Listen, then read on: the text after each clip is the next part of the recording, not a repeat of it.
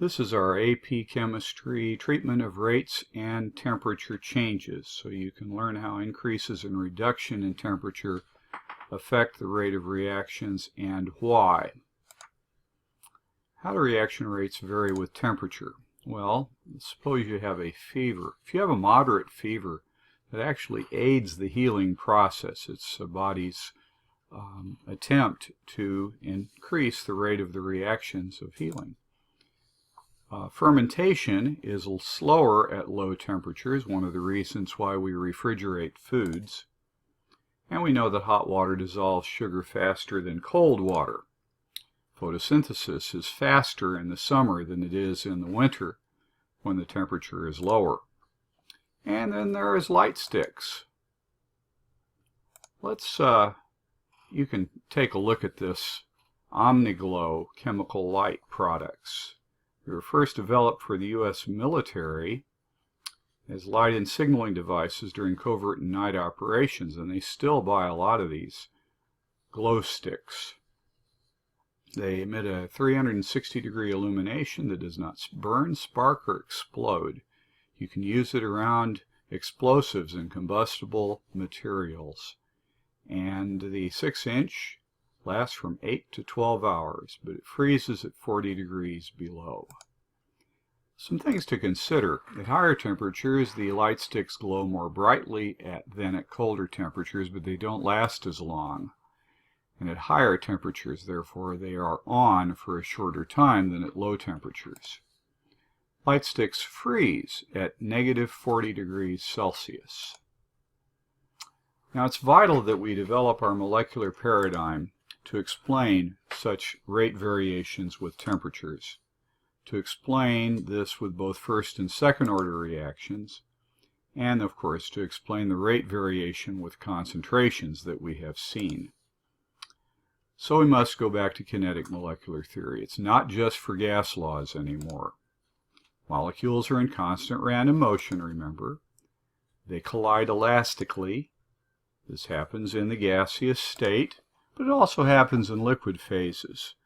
Well, let's look at these two assumptions of kinetic molecular theory, particularly that one, the elastic collision. We know that many collisions between two different molecules result in a chemical reaction. That is not just bouncing off without the loss of energy. That's going to involve an energy change and maybe the molecules sticking to each other or exchanging atoms. That's not an elastic collision. Molecules must collide to react. Let's take a look. These molecules are approaching each other. They're also turning in their orientation. A reaction may occur, but only because they have collided. So what determines the rate of reaction? Well, obviously the rate of collision. More collisions means a faster overall reaction. This explains, of course, the dependence of the rate on the concentration of the reactants. More reactants means more molecules per liter, and therefore a greater rate of collision. More collisions, faster reaction. It explains the dependence of the rate on temperature. Higher temperature means that the reactant molecules are going faster, and therefore they are colliding more frequently. But beware, the rate is not dependent on some concentrations in some reactions. We need to keep this in the back of our mind. And there's a fact, some reactions will slow down as temperature increases. And moreover, for most reactions, only a tiny fraction of the collisions between molecules will lead to a real chemical change. For example, in the hydrogen and iodine reaction to form hydrogen iodide,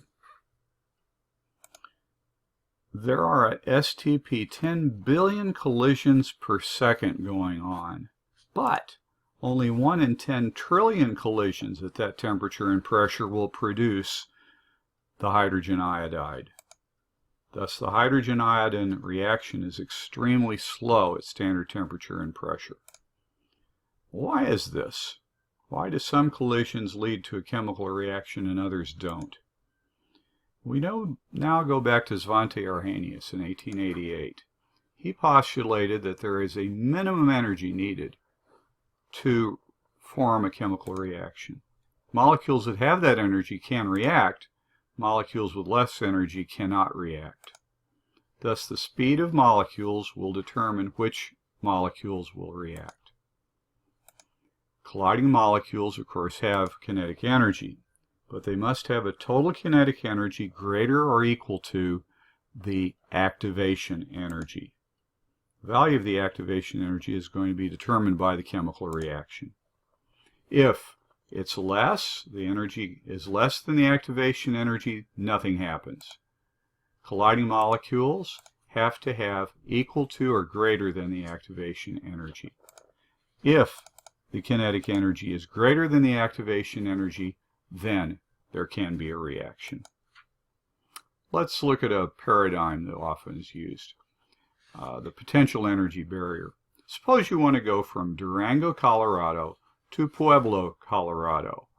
I've taken that trip, and it's a long one. The altitude change is 700, or actually minus 700 meters, but you can't just slide from here to there. First, you have to climb over the Continental Divide, and there's some smaller passes as well. And then you can get on that long, boring trip through Alamos to Pueblo. For a side view, here's Durango at 2,200 meters. You have to go up 1,300 meters, and then you can come down 2,000 meters to Pueblo at 1,500 meters. The net change is negative 700 meters. This leg of the trip is going to require a huge amount of energy in the form of gasoline, and I suppose in a sense you can then coast the rest of the way. You have to put energy in to get the energy out. Why is there an activation energy barrier? Well, during the course of a reaction there can be a considerable change in the electron distribution. Looking for instance at methyl bromide reacting with chloride ions in water at 298 Kelvin, about 25 degrees Celsius. This is a bimolecular reaction, and let's watch it.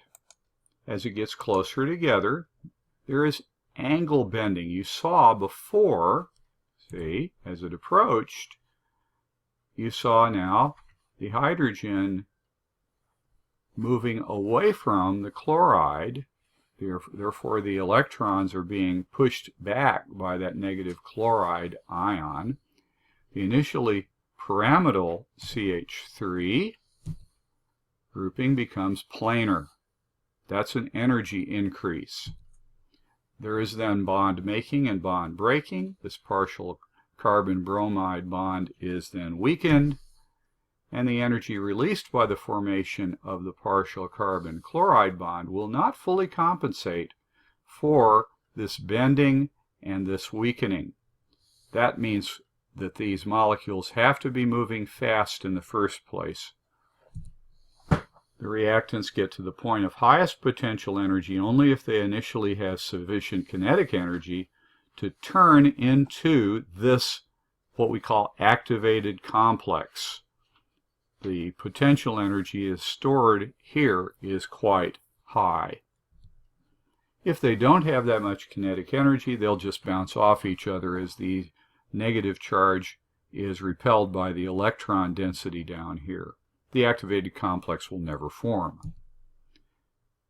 Reactants that do get to the point of highest potential energy and form that activated complex can then proceed to the predicted products, methyl chloride and the bromide ion.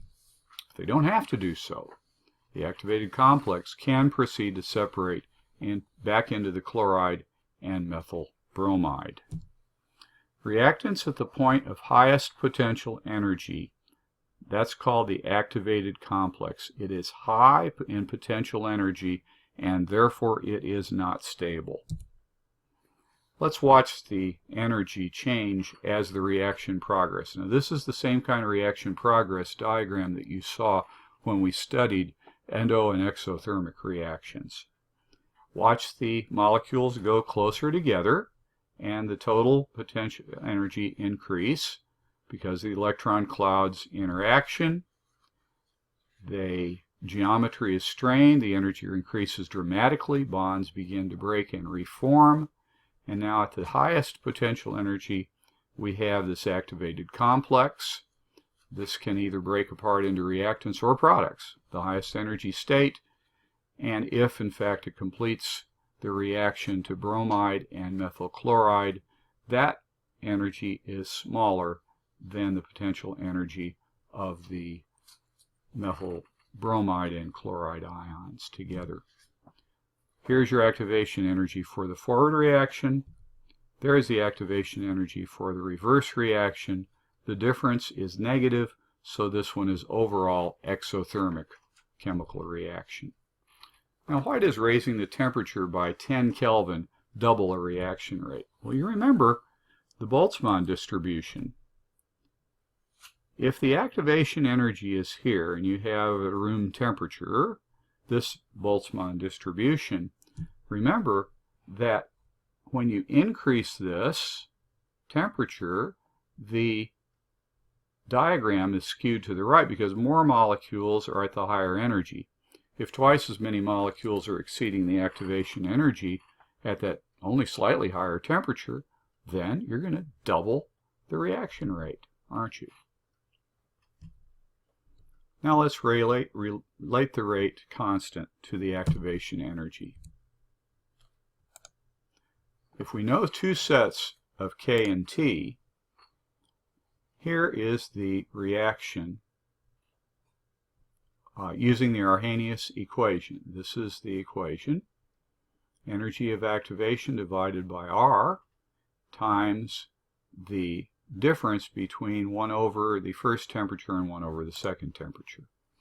This gives us a way to solve for any K if we know the K's at any two different temperatures. This is often used in chemical reactions in the lab. Here's ideas for further development. This is an Arrhenius calculator. Now, you will not need to actually solve problems with the Arrhenius equation on the AP exam or on the exam for this unit. However, you should be familiar with the Arrhenius equation and particularly with that Boltzmann distribution that explains why as the temperature increases, the rate of the reaction can double or triple.